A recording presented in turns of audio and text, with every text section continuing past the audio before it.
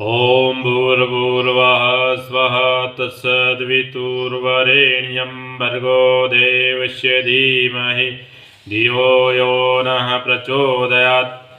पुनन्तु मा देवजना पुनन्तु मनसादिह पुनन्तु विश्वभूतानि जातवेदः पुनिः मा। પોતાના પુત્ર અને પુત્રીઓને બ્રહ્મચર્ય, સદાચાર અને વિદ્યા દ્વારા વિદ્વાન, સુંદર અને ચરિત્રવાન બનાવવાનું પવિત્ર કર્તવ્ય દરેક સદગૃહસ્થ નિભાવે. કુટુંબની પાઠશાળામાં માણસને સુસંસ્કારોનું શિક્ષણ મળે છે. સમાજને ગૌરવશાળી બનાવનારા મોતી પણ આ જ ખાણમાંથી નીકળે છે. વ્યક્તિ અને સમાજરૂપી બે પૈડાના સુસંચાલનની ધરી કુટુંબને જ માનવામાં આવે છે. આ હકીકતને સમજી શકાય તો માણસને સમર્થ અને સમાજને શુદ્ધ બનાવવાની માફક કુટુંબને પણ સુસંસ્કારી બનાવવાની જરૂરિયાત સમજી શકાશે. સુસંસ્કારી કુટુંબનો દરેક સભ્ય ઘરરૂપી માળામાં સ્વર્ગીય સુખ, શાંતિ અને પ્રગતિની ચેતનાત્મક સંપત્તિ મેળવે છે. સંતાનોના જન્મ પછી તેનું યોગ્ય પાલન પોષણ, ભોજન, કપડાં, શિક્ષણ વગેરેની વ્યવસ્થા કરવાની જવાબદારી પણ સદગૃહસ્થ પર જ રહેલી છે. એટલું જ નહીં, બાળકોના ચરિત્રનું નિર્માણ કરવાનું કર્તવ્ય વડીલોનું જ છે. જો તેને યોગ્ય રીતે ન નિભાવવામાં આવે તો બાળકો અનેક દુર્ગુણોનો શિકાર બને છે અને પોતાના માટે, કુટુંબ માટે તથા સમાજ માટે શાપરૂપ સાબિત થાય છે.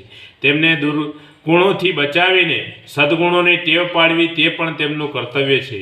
બાળકો વારસાગત સારા કે ખોટા સંસ્કાર લઈને જન્મે છે, પરંતુ તેમના વિકાસ કે વિનાશનો આધાર મોટાભાગે પરિસ્થિતિઓ પર રહેલો છે. બાળકોના માનસિક વિકાસનો મુખ્ય આધાર માતા પિતાની મનોદશા અને ઘરનું વાતાવરણ જ હોય છે.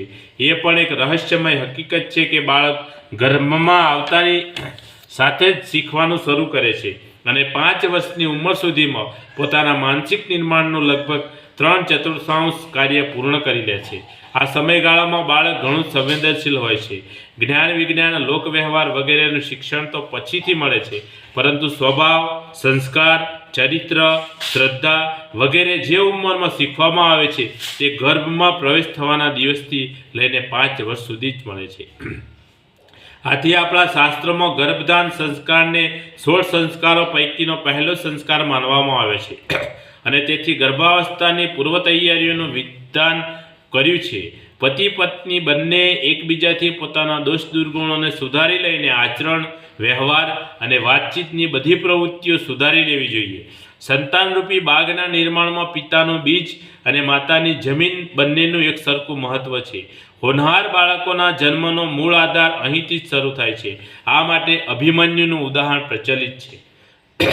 બાળકોને જન્મ આપવો તે નાના બાળકોનો ખેલ નથી. એક નવા માણસના જન્મ અને વ્યક્તિત્વનું નિર્માણ કરવાની આ મહાન જવાબદારી જો આપણે આ કર્તવ્યને ભૂલી જઈએ તો પોતે ઉદ્વિગ્નમાં રહેનારા, કુટુંબને દુઃખી કરનારા અને સમાજમાં દુષ્પ્રવૃત્તિઓ વધારનારા રાક્ષસોને જ ઉત્પન્ન કરીશું અને પોતાના પાપથી પોતાના અને બધાના માટે નરકનું સર્જન કરીશું.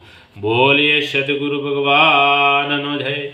आज का आनंदનો જય. આદ્ય શક્તિમાં ગાયત્રી માતનો જય. પોતપોતાના માત પિતાનો જય. કુળદેવી માતનો જય.